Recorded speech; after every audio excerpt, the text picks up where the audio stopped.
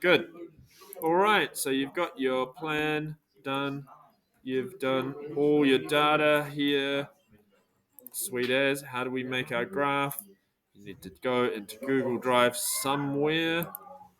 Go new, Google Sheets, create. Once you've done that, just wait for it to load.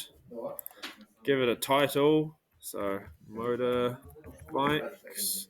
That'll be it. I've spelt it wrong, but I don't really care because this is just for me. This is me making it. So now you're going to need to copy it. So don't forget to copy the top thing there, which has the title. So click and drag, or use the arrow keys. There we go. All of it. Control C.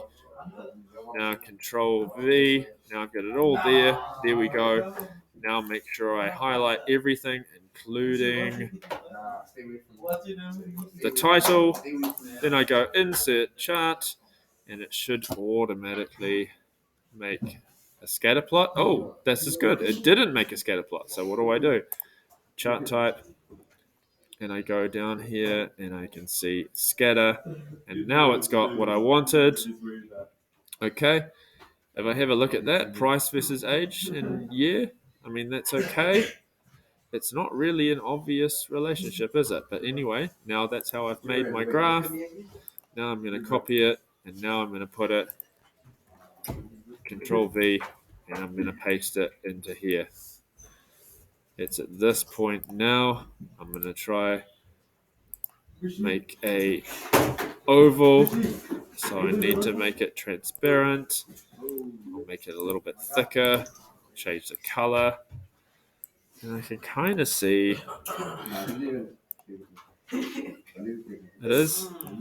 is kind of going up,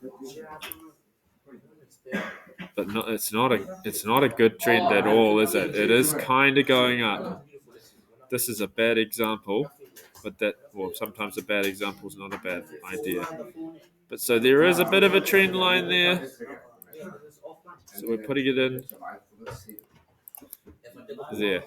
I would say this is a weak relationship. Yeah, we can see that it is going up. It's almost sort of spreading out that way. If we got rid of that,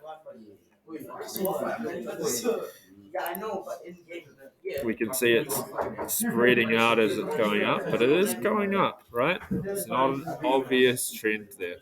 Okay, that's how we do it.